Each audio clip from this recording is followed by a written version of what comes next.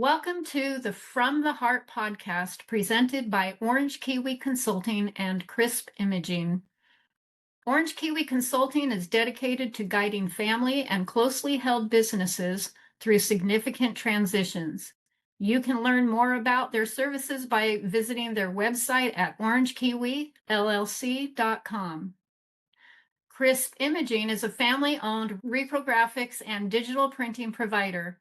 They specialize in both large and small format printing, document management, scanning, and archiving. Renowned for their customer-centric approach and top-notch services, Crisp Imaging offers solutions for everything from construction plans and specification books to large-scale exterior graphics and vehicle wraps. For more information, visit their website at crispimg.com.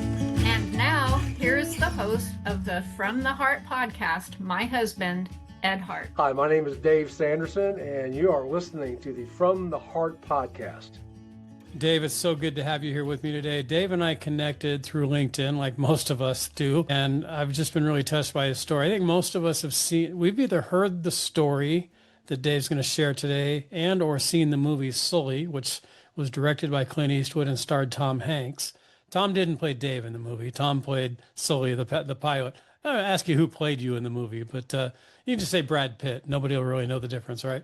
You know what? I'll take Brad Pitt. That would be cool. There you go. So the From the Hart podcast is presented by Orange Kiwi Consulting and Crisp Imaging. Listen now to a brief message from each of them. Edit that in. All right, that's back. We're back.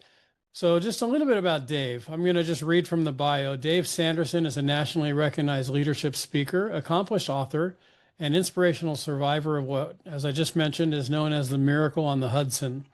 In January of 2009, Dave was the last passenger off of US Airways Flight 1549, which had to ditch into the Hudson River in New York. Think of January in New York, not the warmest day in the world. Water in the 40s, temperature outside probably colder than that. Dave took the lessons he learned from that profound experience in the frigid water and emerged from the wreckage with a mission to encourage others to do the right thing and share coping skills to address any adversity they may face. You emerged from the wreckage with a mission to encourage others. How soon after that day or on that day did you think, okay, I'm here to share this with other people? It was actually approximately 10 days later when I was invited to speak for our men's breakfast at our church. That Sunday, which was 3 days later, went to my church. Everybody wanted to talk to me, right? I mean, I was in pretty much on every TV show in the world. And people were coming up to me, and the guy from Men's Breakfast came up to me, and when I was sitting there with my family, he goes, "Would you speak for Men's Breakfast next Sunday?" I said, "Of course, man. It's no big deal. 40 old guys eating pancakes. Got it." Right. You know, and at that point, Ed, I didn't know they invited half of Charlotte, and 400 or 500 people show up, and they run out of pancakes. No. I tell people I had a bunch of angry Methodists. Yeah, angry Methodist with no pancakes. You better. Hungry, angry Methodist is not a good combination on a Sunday morning. So that was the first time that I actually spoke in public, and I didn't know what I was going to say. I just prayed to God to give me something to say. I didn't know because like I said, I was ready for 40 guys speaking just across the table. But yeah, that's the day that something happened that triggered this whole thing, and it seems to blind them, but it was the moment that put me on a different pathway. Do you remember anything during that message that Yep. Obviously you probably had a God and out of body experience speaking in front of hundreds instead of 40 people and more of what you thought would be a Q&A. Yeah. Walk us through that day and anything you felt that day. Yeah. Like I said, I had no message planned. I was just going to get up and do it, but then I had to come up with something, right? So I came up with something and had people crying, and two men, after I got done, people want to come talk to me, right? After you get done speaking, they want to shake your hand. And two gentlemen, one was from Bank of America and one was from Wachovia, which is now Wells Fargo, came up to speak to me because they had people on the plane with me. So they sort of want to get the inside scoop, right? So I was talking to these two gentlemen, and I was to put things in perspective. They moved from a small room to the gym, all right? Because there's so many people, all right? Right. Yeah. So now the gym is a long gym. So I'm in one end of the gym where the stage is, right? I look up, and there's this elderly lady locking eyes with me, just staring at me, right? Just sort of looking at me, and she catches my eye. So she starts walking all the way up around here to the left, walks right in and interrupts the conversation, just walks into it and grabs my left arm really tight. And, I'm a week out from a plane crash. I'm already a little gitchy, right? Yeah. Now you got people grabbing you. And, in this world, you never quite know what's going to happen, right? Hmm. Well, she looked me in the eye and said something no one changed that day, but changed the entire direction of my life. She goes, I was questioning if there was a God, and I don't believe in miracles. But you are physical evidence there is a God, and he does miracles. Wow. Thank you. Thank you. So let my arm go, walked away. And these two men were bawling. I have two men crying right in front of me, bawling. And I don't know what's going on. I'm like, I don't know what just happened. And my minister was behind me witnessing this whole thing. He witnessed this whole thing. And I'm like looking at him like, what's going on? But that's when the moment it came to me. What happened to me on January 15th that impacted somebody. Before she goes to her great beyond, whatever that is. Right. Now I believe there's a God who does miracles because I have physical evidence. That was the moment that triggered me to say, I got a bigger mission now to do. That's amazing. I mean, you and I talked about before we hit record, recently I interviewed a woman who fell from a high wire 35 feet, broke every bone in her face. Liana Willenda from the Flying Willendas, pretty famous performing group in the circus world. And like you, she had to have a near death, I won't call it a near death experience, but certainly a near death, not like your typical NDE, but certainly a near death experience where she could have almost died, just like you. For you to be a miracle, for that woman to recognize that you and the other 150 or so on that plane were certainly a miracle. The day of, you wake up that morning, you're catching a flight. And I'm sure there's a lot of people, there's always stories from 9/11 and others that, oh, I missed the flight because my taxi was running late or I slept in, or were there any of those, I almost didn't make the flight, or, I mean. No. So it was the end of a 3-day business trip, which started in Sarasota, Florida. The next day we were in Petersburg, Virginia. We were working in a manufacturing plant. I was in technology at that point in time. I was in primarily application software technology. And the next day we were going to be in Brooklyn because we were working out of a distribution center. So the distribution centers open up very early in the morning. I mean, they're running, the trucks come in at 3 or 4 o'clock in the morning, right? So the load. So we want to get in there when all the action was going on. So we started about 4:30, 5 o'clock in the morning. So we got done about 10 because the trucks were done. Trucks get done about 8 o'clock in the morning, right? I mean, they're already on the routes. So we're done about 10 or so. So I called our travel. I said, tried to work with her and put me on a flight home earlier. And I gave a first class seat at 5 o'clock for seat 15A on flight 1549 on January 15th. She put me on that plane. Wow. Got to the airport, a little early, but, and the planes were delayed. But I tell people, if you ever been out of LaGuardia, that's no big deal, right? I mean, flights are always delayed in the middle of the winter. And it was snowing 11 degrees that day. So that's no big deal. That's par for the course, right? Right. So I was one of the first set of passengers to board the plane because of my status, because I flew so much. So I was, one of the first set that, they said early boarding, right? So all I really remember is I was walking through first class. I looked over the seat that I would have had. It was actually 2F. And I was like looking over, like, it's the first time it's like, thought about, man, you know what? I fly a lot to get that seat, Right. I didn't think I owned this seat, but I felt like, hey, I deserve a seat, but went back to 15A. That's 4 rows behind the left wing. And I did exactly what I did every single time I got on a plane. I mean, probably you do. I hallucinate, most people do. I don't pay attention. Mm-hmm. Put the bag down, pull the magazine out, start to read. I didn't listen to flight crew. Nope. I didn't know where the exits were. Did not read the brochure. But I guarantee you every time now I do. Yeah, I'll bet. Very aware on the plane now, very aware. But so it was an ordinary day, right? You're delayed, no big deal. And if your listeners haven't never been out of LaGuardia, the way it's set up is the runways actually jut out into the bay. And the normal flight pattern I found out LaGuardia is after they take off, they bear north till they make their turns. So they get out. So no big deal, right? All good. Until about 60 seconds after we took off is when you hear all of a sudden an explosion. And it was a loud explosion. I had never heard anything on a plane like that before. So that sort of got my attention. So I looked up, I looked out the window, I saw fire coming out from beneath the left wing. So I knew something had happened. But I also flew enough to know that planes lose engines. They have multiple engines. Right. All this means to me now is I'm not getting home early. That's the only thing I thought. I'm not getting home early now, right? This is it. Yes. So, but I hadn't told my wife because I was going to surprise her. So she would not know any difference. But as we know now, it took both engines out simultaneously. Yeah. So it was a double bird strike. It hit exact same millisecond. What are the odds of that?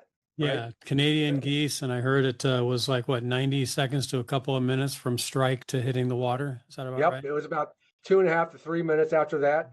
And I think that out of the left engine they pulled out 5 of the geese. Now the other one, the 4 or 5 out of the other one. So, and those are big geese, and Yeah, they knock. I mean, they test these things by throwing hams and stuff in there, right? And turkeys, right. frozen turkeys, right? That's how they test it. Well, these things are much bigger than a frozen turkey, right? Yeah.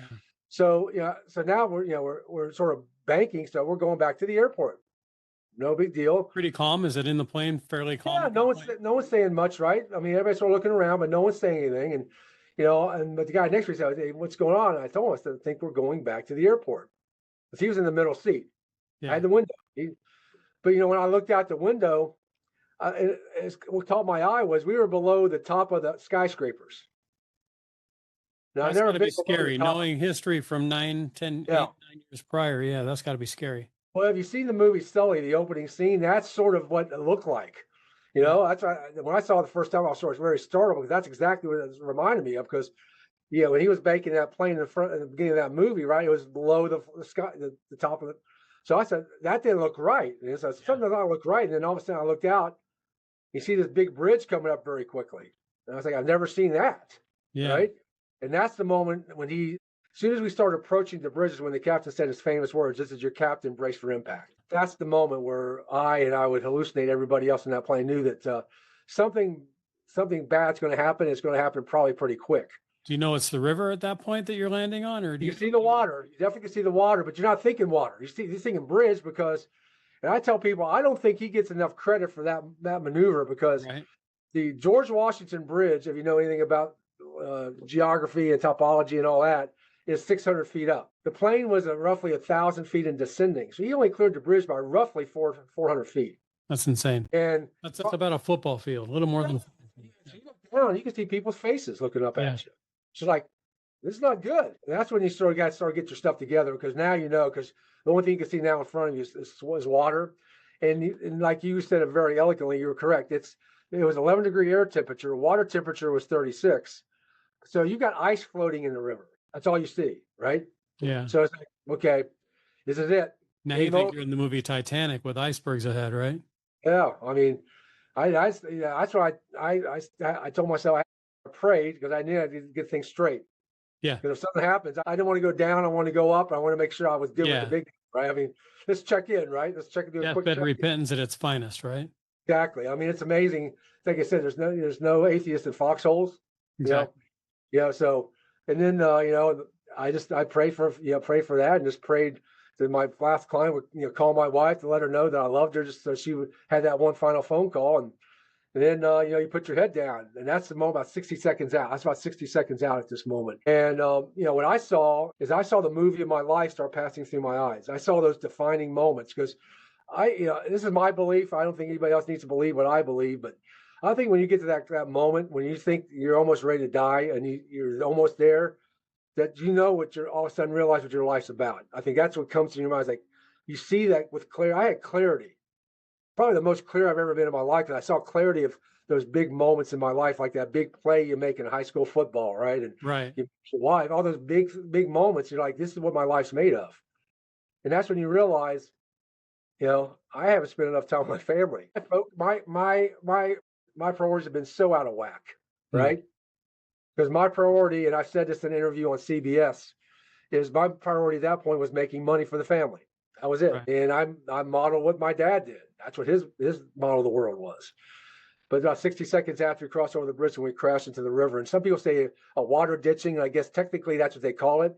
But when you hit hard water at 120 miles an hour, and things start tearing off the plane, right? Yeah. You talk to the passengers, I think a majority would say a crash. Technically, it's not a crash because technically no one died, right?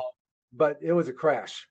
And I remember the line in the movie where Sully and the co-pilot are they're actors, but they're being investigated by the NTSB, and they call it a crash, and Sully very adamantly says it was a water landing. Yep. So like you said, nobody died. People were hurt. I did read that there was some a flight attendant had a pretty big gash on a leg, and other people That's jumped correct. into the water to swim away from a plane they thought was about to explode. So they probably had hypothermia and other things as well. So 2 of us stayed the night in the hospital, not counting the crew, not counting Doreen, the crew member. She did slice her leg. And that's why I had to manage the door on the right, because that was her job, is to manage the door on the right. She wasn't there, so that's why I had to step out. That's how I became the last passenger out of the plane, because I was managing the door that she was technically supposed to manage. But 2 of us stayed the night in the hospital, Barry, Leonard, and myself. Barry fractured his sternum on the impact, fractured his sternum, and I had hypothermia. Wow. 148 people walked home a couple hours later. That's how it got called the Miracle on the Hudson. That's why it was called the Miracle on the Hudson. How many lifelong friends do you have from that plane crash? Oh, tell you what, it was really it was an amazing experience that evening. I went out the right side of the plane, as did Barry. Both of us went out the right side of the plane. So I got the opportunity to speak with on stage. We did a 2-hour talk, a plan execution talk with one of the people who wrote the plan for the rescue. It was an amazing talk in New Orleans. I learned a lot about how this thing was put together. And so one of the basic things that was wherever closest points of shore you were is where you're going to go.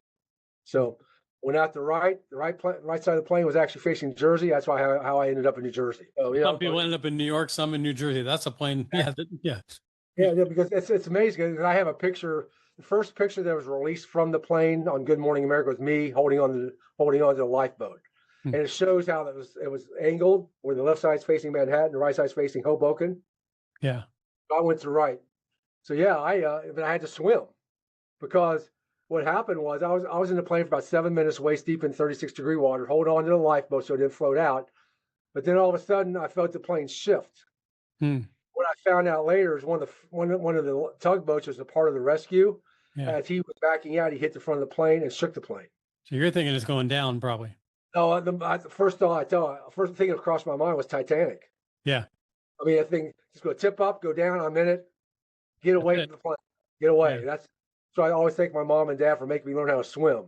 Right. If I hadn't learned how to swim, it could have been a very dire situation. But I had to swim from the plane to the end of the wing. That was the longest 15-yard swim of my life. I would imagine. Because not only was it 36-degree water, and I was fully clothed, but there was also jet fuel in the water. Yeah. And that's why you see me wearing glasses today, because I got jet fuel in my eyes from the swim. Wow. My eyes didn't get totally damaged, but I was having like blurry vision when I got home. So that's how I got out of the plane. So that's part one, right? You get it down. Part two is getting out. Part three is now how you going to survive? Right. That's the part that was really started to be dicey for me. So what's going through your mind? You're now in the water. You're swimming those 15 yards to get, to safety, if you will. I'm sure that the 60 seconds or 90 seconds or 3 minutes from impact of the bird's impact in the water. Did you say, I didn't catch, did you have time to call your wife in those 90 no, 3 minutes? I didn't think about it. She doesn't even know you're on that flight. I'm on the flight, right? Because I didn't tell her I was coming home early. I was surprising her. So no. When did you first connect with her? It wasn't until approximately midnight of that night, because I lost everything in the Hudson. A BlackBerry, for people who don't know what a BlackBerry is, it's a little device where you can prior text. to your iPhone, yeah. Yeah, I love my BlackBerry. I love it. Yeah.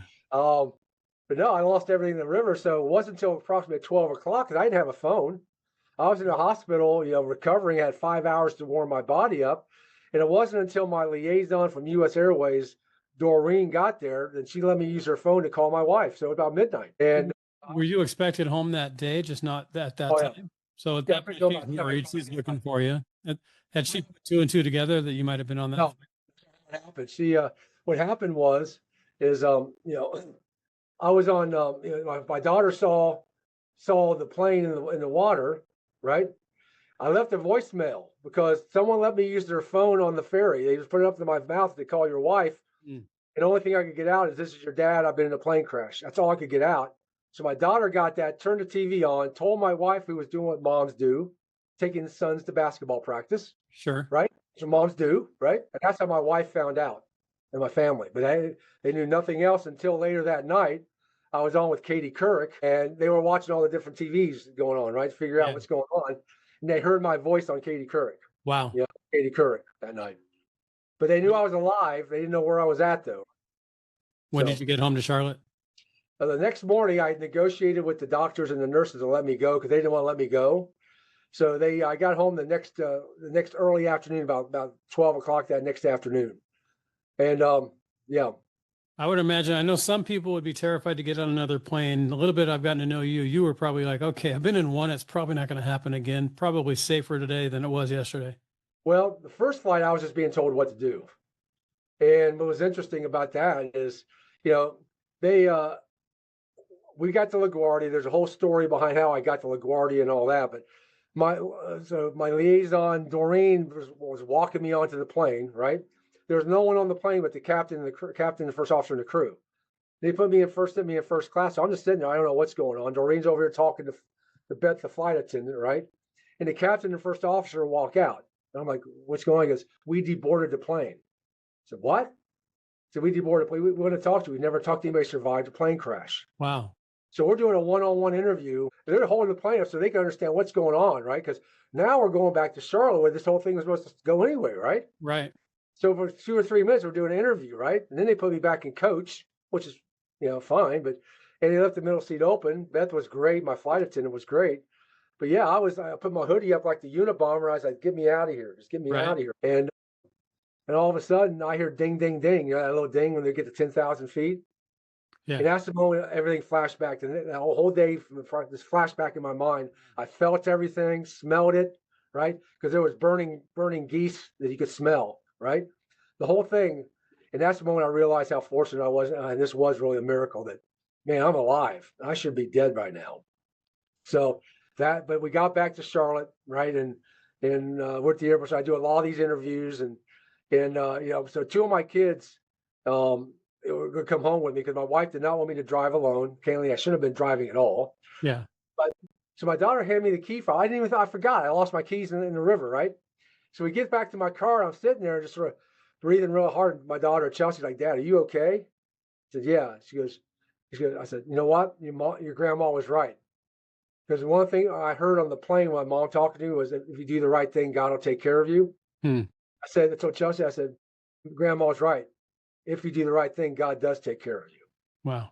And that was the moment I think my daughters got it. 2 of my daughters got it because they could sense it's like, this is something bigger than we even thought it was. So, yeah, but my company asked me to go to Michigan the next week on business.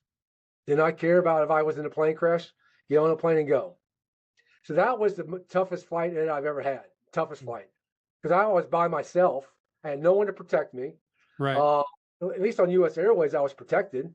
Yeah. They're going to take good care of you now. Yeah. But you got this. I put things in perspective. This is 2009. We're in a recession, and the company's cutting costs. So they put you on the cheapest flight. And the cheapest flight was Delta. Now I love Delta, right? Yeah. But I was a rock star on US Airways. Right. They take good care of you. Yeah, absolutely. I was like gold to them at that point, right? Yeah. They needed everything good to come out of the story.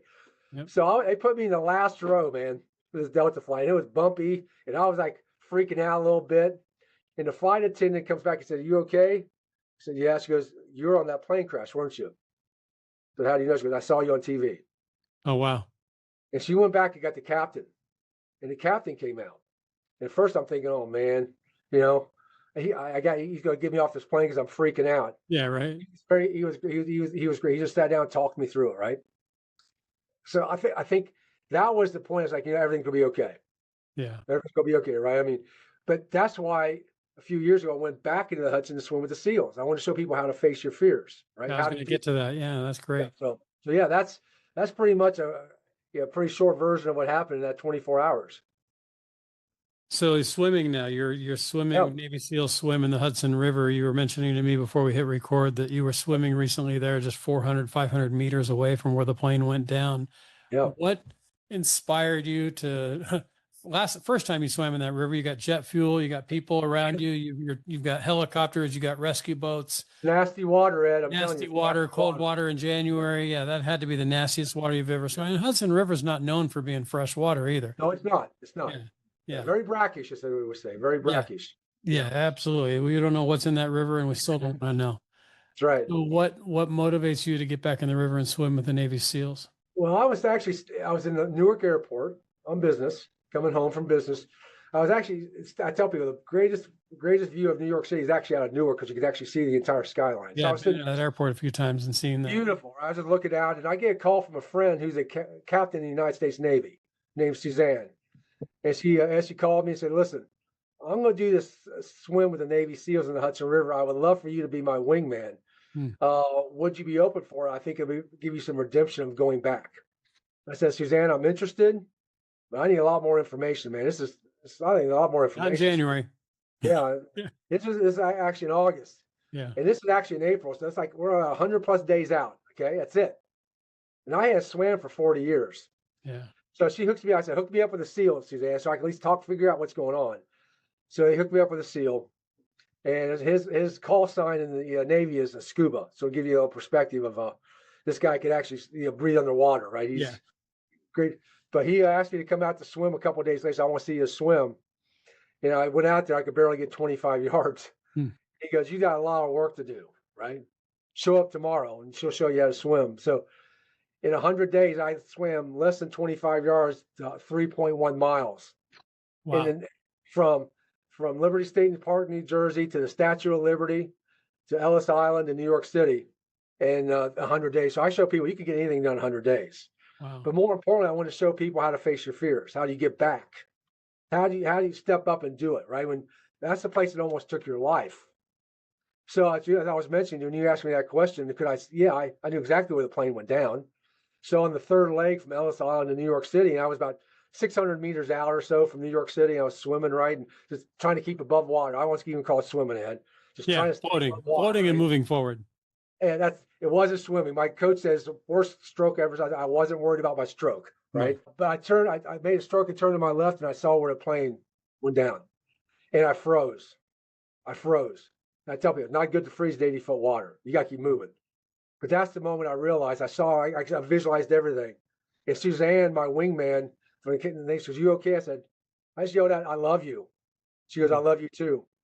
Because I realized, to be able to do something not only like that, but just get through it, you got to have a lot of people taking care of you and having your back. Yeah. It's about gratitude, about giving thanks to things that you don't even know are out there. And that's the reason I've done it now 4 times, twice in the Hudson River and twice where the SEALs do their butts training out in San Diego. To give back and raise money, most importantly for our heroes, but also to show people, you have to step up, right? There's moments in life you just have to step up and show people. Some people I'll just equate this back to the lady in the church. She was a doubting Thomas. Right. Once she saw it, she didn't believe. Sometimes you have to see it, right? And this is one of the reasons I do what I do. You talked about how in those 3 minutes on the plane, you started identifying your purpose a little bit more clearly. Can you talk about that process and how it popped into your head and what that purpose is? In your bio, you talk about how you work with a lot of teams, helping them identify their personal life brand. You're an Inc.com top 100 leadership speaker. Now you travel the world. You've raised $15 million for Red Cross. Let's talk about your purpose, and then let's get into why Red Cross. I also support Red Cross, as I mentioned before, just by giving blood. Yeah, first of all, identifying that purpose, what popped in and so forth on that day. Well, thank you for what you're doing, and everybody who donates either blood or platelets or whatever they can to their American Red Cross. It's a much needed resource. At first it really was to do the right thing. When my mom said that, I got to the aisle and I was ready to get out. And my game plan wasn't not to do what I did. My game plan was to get to the aisle, get up and get out. Because I played sports, and in sports, we always had a game plan before we went to a game. So it's like the last minute, I said, I better have a game plan if I survive this thing, man. And my game plan was aisle up out. So one thing I've learned by being head of security for Tony Robbins, if I say something enough in my head, it gets ingrained in my body and I'll just do it. So that was my game plan until I got to the aisle and I was ready to execute up. I heard my mom talk to me and she said, "If you do the right thing, God will take care of you." And that was the moment I realized that was the mission. That was just do the right thing. But if you saw the movie Sully, the mission of the day was actually stated in the movie Sully, but so many people missed it. It's amazing when I talk to the people about this. Did you get it? She goes, "No, I didn't get it." And it was a scene where the ferry boat captain was in part of the rescue. And he said, "No one dies today." And that was the mission of the day. It was unspoken. But I tell people, it's amazing how 155 people who do not know each other or care about each other can come together in less than 6 minutes. Right. And do something that's never been done. How does that happen? Because everybody checks their egos at the door, leaders step up, make decisions, and focuses on one thing, the mission. The one thing. No one dies No today. one dies today. That was it. Wow. And that so what's that as a blueprint for business. If you have one mission and just get people focused on that one mission, watch what happens. You can get the impossible goal. Not your stretch goals, that big audacious goal, just like Kennedy did in 1963. We're going to the moon and back, right? Yeah. Impossible goal. How are we going to do it? Right? It doesn't 6 matter. years later, we did it. Yep. That's right. Yeah. Exactly right. So that was really the first, but really coming out, people have asked me a lot. It's like, what's the biggest lesson you learned out of this? There's a lot of things I've learned and strategies that I talk about, but the biggest lesson I learned was to be less judgmental. And that came about approximately about 6 weeks later. They brought us back into New York on Good Morning America, and 25 or so of us, plus the crew, and doing that, all that stuff, right? Yeah. And we were in the green room, Ed. And if people don't know what a green room, basically it's a holding room, right? Yeah. Refreshments and stuff for you, right? We're back there talking, and one of the passengers got pretty vocal. Let's say a little loud. Let's say it that way. And I'm sitting there looking at him like, what's wrong with this dude, man? I mean, we survived a plane crash and we're on national TV. I mean, it could be a lot worse, right? Sure. But then what I found out a few days later is that he had gotten a divorce and he had lost his job. And he associated the plane crash to devastation. Mm. And I started thinking to myself, how many times have I judged somebody so quickly? And I didn't know their backstory. Right. I've done that all my life. I think all of us do it, right? We judge people quickly. I said, if I could change one thing in my life, just one thing, what could I do? Just be less judgmental. How could that affect my life? So from that moment, I said, okay, I'm not going to be perfect, right? No one's perfect. There's only one person who's ever walked the earth that's been perfect, in my view. Me too. I could make strides and progress, and it's changed everything in my life. It's opened up doors for me I would never have had the opportunity to be at, meet people that I've ever meet, just by that one thing, just be less judgmental. I said, Martin Luther King had it right. Judge people by the content of their character. Just do that. Know their backstory, right? Yeah. So if I encourage anybody, it's like, before you start judging somebody on how they look, how they talk, how they feel, find out what's going on in their lives, because they probably have something going on in their lives for that to happen. Yeah, everybody's walking through something. We've all heard the different quotes, and we all know. I mean, it's yeah, and using the scripture as you talk about as well with the Bible and Jesus being the one perfect person. Our job is not to judge because we don't know. We don't know what somebody could. Literally this morning, I was driving to take my truck in to be serviced, and a guy cut me off on the freeway. There was no real reason that he needed to be in front of me because it was traffic, and then he communicated with me with one of his fingers, and he's the one that cut me off. It was very nice. He It was communicated. really easy for me to jump into, what the natural man would do. And thankfully, I had just said a prayer while I was driving, and just, for my day, just kind of, whether I'm sitting here or driving, I'll try to start the day with prayer as many times as I remember. And immediately I went to, he's in a hurry to get where he's going, and I'm not, let him in. He'd already cut me off, but it's like, look, the guy obviously doesn't have the blessing in his life that I have. Right. And, hopefully he won't have to fall off a high wire or crash in a plane to gain perspective. That was your gift to him today. That was your gift to him today. Well, we'll see. It could have been a different gift, but chose wisely today anyway. We'll see how tomorrow goes. But so you live in Charlotte, North Carolina. Your wife Terry, 4 kids. Obviously, they must have been thrilled when you walked through the door that next day. How has your family life changed as a result of January 2009? It's interesting. Every child had a different reaction, which is really interesting. My eldest, who got the message on the voicemail, like I mentioned, Chelsea. Mm-hmm. I don't know if you ever had a 16-year-old daughter, but she and her mother and I were not communicating very, very smoothly, to say it that way. We were having a little communication challenge at that point in our lives. But she got the message, which I think was maybe not unintentional, but it was great it would happen because she's the one who had to communicate. She had to step up and communicate. Yeah. But what's more cool about that is she got to be in People magazine with me. And all of a sudden she had street cred, right? In high school. There you go, right? Cool. Absolutely. Helped our relationship dramatically. Where my second daughter, she wanted to be on listen, if there was a radio interview to be had, hey, I'll do it, right? She was my Osmerman. But my third daughter is the one who had the most challenges. She was in 5th grade at that point. And she would cry every time I'd walk out the door, she'd start crying. Dad's not coming home. Dad's not coming home. So my wife and I, our rule in our house was in 7th grade is when you got your cell phone, the flip phones, right? Remember the flip phones Yep. open up, right? Yep. You get your cell phone in 7th grade, that's a big deal. We said, well, let's give it to Courtney in 5th grade just so she and I could talk. I'm coming home, right? So then, of course, number 4, my son had to get his in the 5th grade. Yeah. But You set a new precedent. Yeah. he got silent. He got silent. He didn't talk at all. He didn't. And we, all of a sudden, and we get this note from school, his teacher. We have to have a teacher conference. We're like, oh, what's going on now, right? So we show up, right, and the teacher sits us down in these little chairs, right? We're all sitting in little chairs on their tables. And she lays out. She goes, "Let me show you what Chance is doing during class." She puts all these pictures of planes. He's drawing planes. Wow. And I said, "Do you know what just happened?" She goes, "No." She goes, "I was in the plane crash." I said, "This is how he's communicating. He can't. The only way he can get it out is through visuals, drawing it out." And I think that's one thing I learned about the teacher didn't pick up on the cue. She just immediately went to, he's having a problem. Right. Instead of, he just wants to get it out, right? Just wants to get it out. So it was a great learning experience for all of us about that. So yeah, but my wife didn't want to do anything about this for a long time. She wanted nothing to do with it. She was locked down.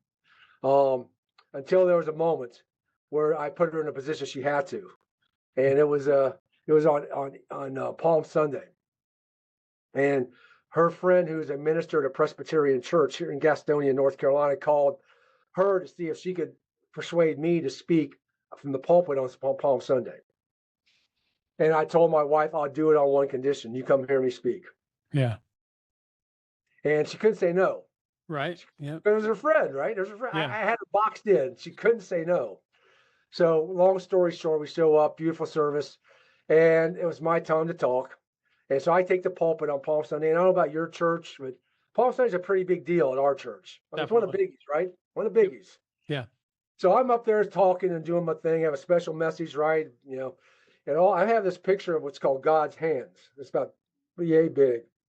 That I take with me in churches. I put it right there so people could see how God's hands held up that plane. So I'm speaking, and no big deal, right? And all of a sudden, these 2 little boys get out in the aisle, start walking down. Like, I was a little boy. Listen, I'd do anything to get out of church, right? Right.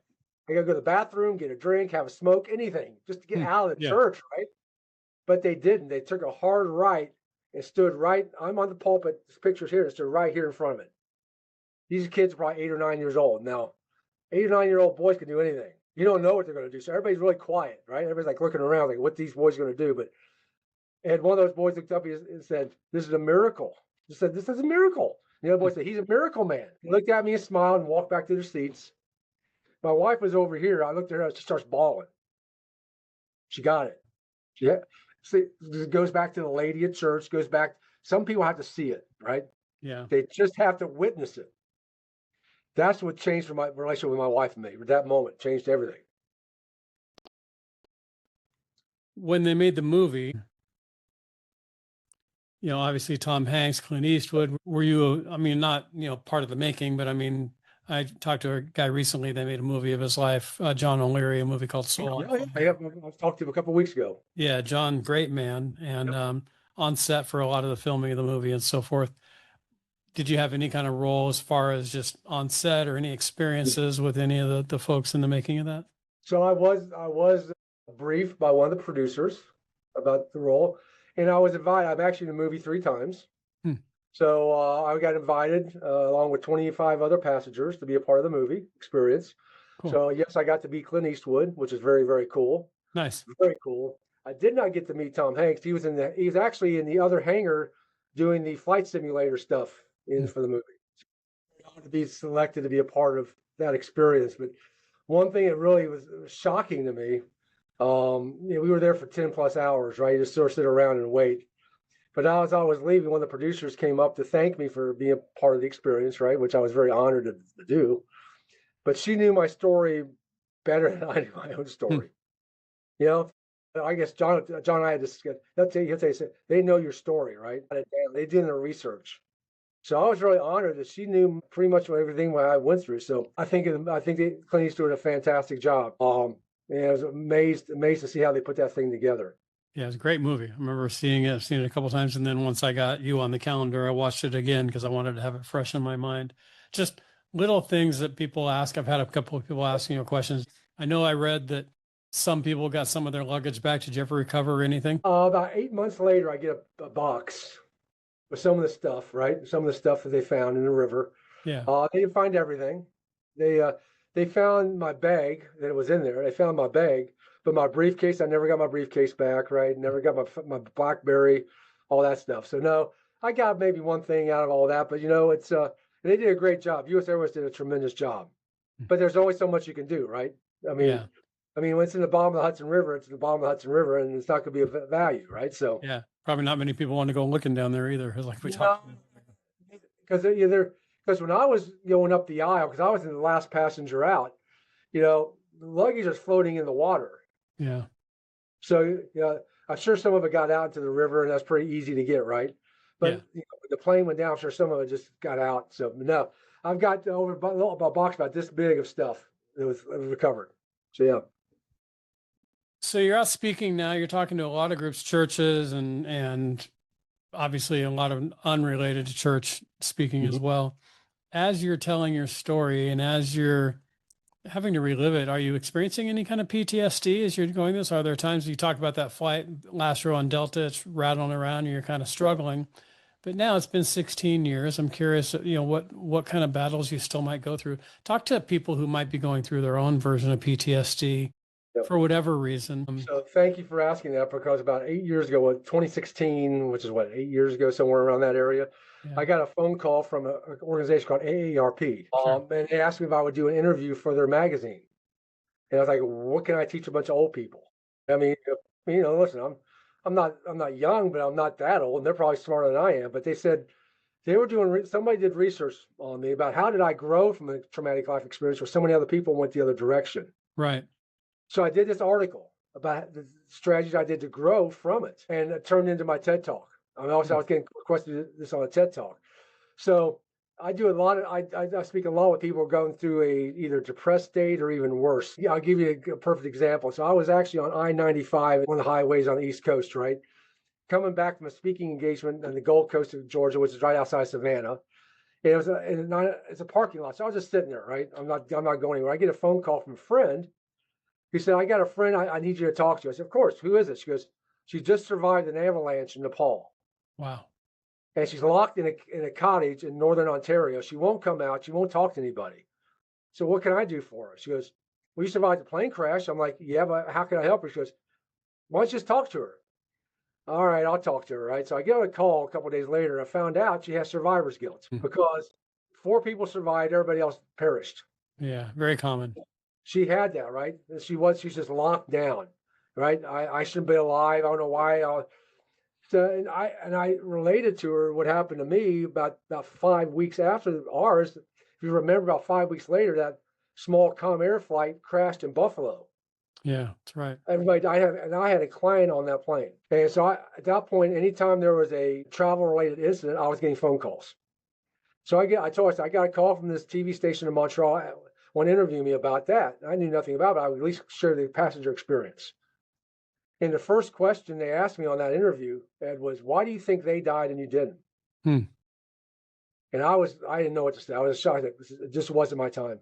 This wasn't my time. Yeah. And I told her, I said, it just wasn't your time. You have a bigger mission. But she was still locked down. Yeah. Right. So I was like, okay, I'm not getting anywhere. So I told my friend, I said, give me a couple of weeks. Let me figure some things out. So through my network of people, I found this gentleman. There's probably 3 or 4 or 5 phone calls. We found this gentleman over in Liberia. And this gentleman's day is basically made up of getting up, getting water, coming back. And he's happy. Yeah. So I asked him, would you get on a call with me and this lady? So we had like 5 or 6 people on this phone call, right? And I just asked this, I said, just tell her what you do all day. Why are you happy? How can you be happy just getting water? And that's the thing that triggered it. I needed a reference point for her. What happiness looks like, just showing up. That's the one that I think got to her. It's like, you know what? Find someone. You're here for another reason. If you're supposed to be dead, you would have been dead. You're not. What can you do with this? How can you help somebody else? That was the moment. That gentleman in Liberia who gave me basically, I'm just happy because every day I get to get water. And here we are complaining about our, not having the right sauce on our Big Mac, right? Right, exactly. Yeah, the things that it's perspective. I mean, And that's exactly it. I had to give her a different perspective. yeah, And I don't know where she is now, but this was back, what, like 2016 or so. I know at least she got out. But yeah, I get those kind of questions all the time because I find people who've gone through a traumatic life experience. They want to know how did you do it? I mean, heck, you saw the movie. The yeah. captain even went through it. Oh yeah. But way I get triggered is when I hear or see or smell something that just I go back to that day, and all of a sudden I just have a flashback. Right? It's like, okay, so I have to sort of take a deep breath and think through it. But I happen every so I just get triggered, and smell is the biggest thing. When I smell Right. something burning, boy, man, my senses are up. Yeah. I can remember smelling those burning birds, on that plane. I was so weird. I was having that thought this morning. I was dropped the truck off and I'm just sitting waiting my turn. I'm right by the garage at the mechanic and I just smelled some exhaust from a car next to me and and I've smelled car exhaust a million times in my life. It took me back to a moment in Guayaquil, Ecuador, where I was from 83 to 85 and I've been back since of a car mechanic that I was walking by and I had that smell. And I've smelled that smell probably dozens of times in my life, but for some reason, I was looking at my phone, preparing for this conversation, actually putting some notes on my phone, getting ready for our chat. That aroma went into my nose and it took me to Guayaquil, Ecuador 40 years ago, and I don't know why. But yeah, that aroma can trigger something just like that. So I'm sure that there are triggers, you see a plane flying too low, or you see, you might be driving and see a plane coming not close to a building, but from your vantage point, looks like it is. Or I'm sure there are things that are obvious and some things that are very less obvious But that smell can is the trigger. strongest modality you have. It's the Yeah. strongest trigger is your nose. Yep. It's not your vision or your hearing or your feeling. It's that smell, right? Yeah. So yeah, I mean, so yeah, there are moments, but most of it triggers something that I can go back to relate to see. And I always try to say, okay, how can I use this to help somebody else? That's always the question. I always try to have an empowering question. What can I do use this to help somebody else? Right. So what's next? What's the big thing? You're speaking, you're working, you're raising a Yeah, family still. I mean, what is this experience doing for you going forward? And then just life in it's general. What's next? well, it's definitely we're evolving in a lot of things. Number one, a couple years ago, I debuted my own magazine called Moments Matter, Hmm. and never thought that I'd be a magazine publisher. But at first, it was just more about me being able to get my stories out. But then I realized I can help other people tell their Moments Matter story. Yeah. So our magazine's taken off now. We're averaging over 9,000 downloads on each one, and we're having some amazing people. So that's quarterly. But what we're really excited about, Ed, is that I've been approached so many people saying, how did you do this? How did you take this experience and really grow something from it to be able to have impact? So I'm holding my own first event here in Charlotte, November 12th through the 15th at the Sullenberger Aviation Museum, and really for over 2.5 days showing people how do you use something like this and how can you grow from this and all the different steps and strategies that I've been able to do. So that's our big, awesome, impossible goal that we've got and we're going to do another one next year. We're going to do another one next year in May 15th, Hmm. in a place called Kona, Hawaii. So Yeah. I'm having people, people want to understand how can you do this? How can I do it? So that's our big audacious thing we're doing this year. I love that. Taking something that happened in your life and turning it into a blessing for others, going back Right. to the very beginning of this conversation. That's right. And so we're very blessed. And, I've got 3 books I've written myself. Our next book's going to come out next year. Congratulations on your book coming out Thank likewise. I you. know what it takes. Yeah. Uh, It's an it's endeavor, that's for sure. quite arduous. I don't care what anybody says. It's quite arduous. And you learn a lot of lessons out of that first book that you wish you knew ahead of time. So What's your hope for the experiences you've been through, for the books, for the January 2009 experience in the river, that you hope other people will take away from what they hear from you? narrow it down to one thing. That's a good question because I haven't been asked this question for several years. Is I think the one thing I want everybody to remember is this: every moment in your life matters. It's there for a reason and a purpose. It's there to serve you. That is it. Because all of us, I think all of us, not just some of us, all of us go through life. All these moments happen. It's no big deal. But all of a sudden, you have that one moment, that seminal moment, and that moment was there for you. forward in your life so you could have a reference point. Now, I'll give you a perfect example. So as I mentioned, I had to swim, get off the plane. And this is back in 2013, 2014. I'm going back over 10 years now. And at times, like you talk about triggers, I was triggered. Yeah. I was thinking, why did I do that? Right? Why did I do that? Why did I just get on the wing like everybody else? And it reminded me of a time when I was 12 years old when I was in Boy Scouts. And I was going for this thing called the Order of the Arrow Award. It's a camping and Orange Award. And part of that experience is, you do all these different things in a 2-day period to get the award, right? But one of the things we had to do is you had to actually go across the river to get to the next activity.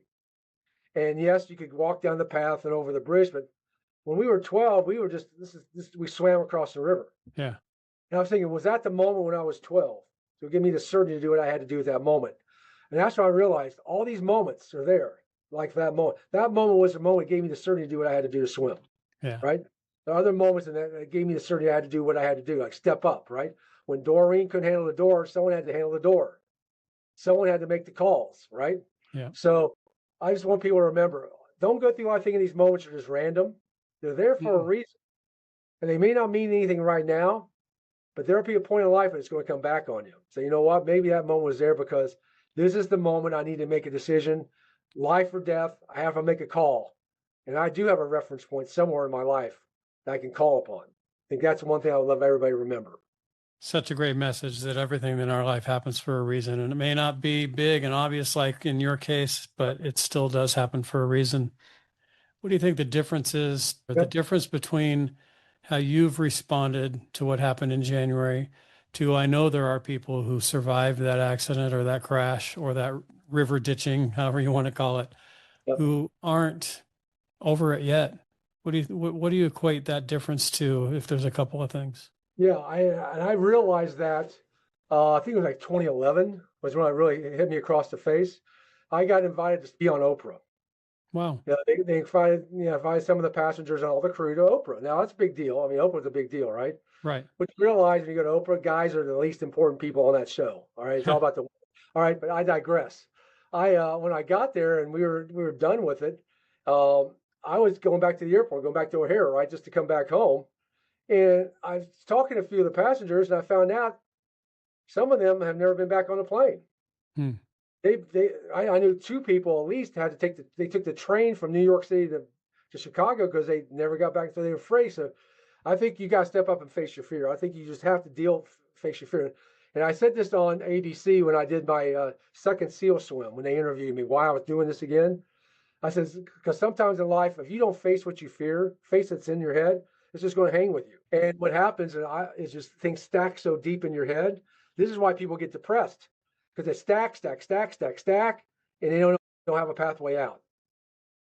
Fastest way to do this is get it out quickly. So I asked the other people, I honor them. I don't judge them whatsoever. They have to deal with what they got to deal with. And though, I think that some people are stuck because it's been now 15, 16 years. They haven't dealt with it. They just haven't dealt with it. Yeah. And you got to deal with it one way or another. You got to deal with it. Yeah, there's a lot of help out there. We've interviewed others who have been through mental health issues or worse. And I encourage you, and we always put, when this topic comes up in our show notes, mental health lines, suicide awareness, all these different lines and ways that you can get help. So just know that if you're watching or listening today, there's somebody out there that cares for you much more deeply than you realize. And whatever you've been through, somebody is there for you to help you walk through it, whether it's, falling off a high wire, whether it's crashing into a river, whether it's the loss of a loved one, whether it's something that's happened in your life, you just can't shake it. I get it. There's a lot, and I know a lot of people who've been through a lot of really horrible things. And, the greatest day in those people's lives is the day they learn how to let it go. That day is ahead for you, I promise you. So Dave, thank you so much for sharing your story of your heroism, your recovery, you being there for other people, being the last man off the plane. I mean, when recordings came out of 9/11, and when information came out about this crash and other events where we all know where we were when type of moments in life, I think a lot of us tend to think, what would I do in that situation? Would I be the first one off? Would I be the last one off? And we don't know. You don't know till you're. You like to think that you'd act a certain way, that you're going to be Todd Beamer saying, let's roll. And you're going to be that guy who's, going up and storming the cockpit and still crashing and dying, or you're going to be Dave Sanderson, who's the last guy off the plane and making sure everybody's safe. We don't know until we're in that moment, but thank you for sharing your story so that the rest of us could be there with you. We all know where we were when we saw the news that day, and it is a miracle. As the lady at the church, like that 8-year-old said, you've been through a miracle, and now you're helping other people through it as well. So appreciate you doing what you're doing and taking what happened in your life and making it, the old taking lemons and making lemonade, if you will. Thank you. So I always end first of all, I guess before I ask my last question, is there anything that I should have asked that I didn't ask? Any story, anything come to mind that you would like to share about either that day or your journey since before I wrap it up? There's a lot of stories, but no, I appreciate being able to share some of the insights that don't often get either talked about or noticed. So I appreciate it. Thank you very much, Ed. No, it's my pleasure. And thank you again for not only the people you helped that day, but for everybody that you've helped since. So I wrap up the podcast with the same question of all my guests. The name of the podcast is From the Hart, because my last name is Hart. So just simply and you just spent the last hour or so explaining this, but let's package it up and put a bow on it. Dave Sanderson, what's in your heart? If you do the right thing, God will take care of you.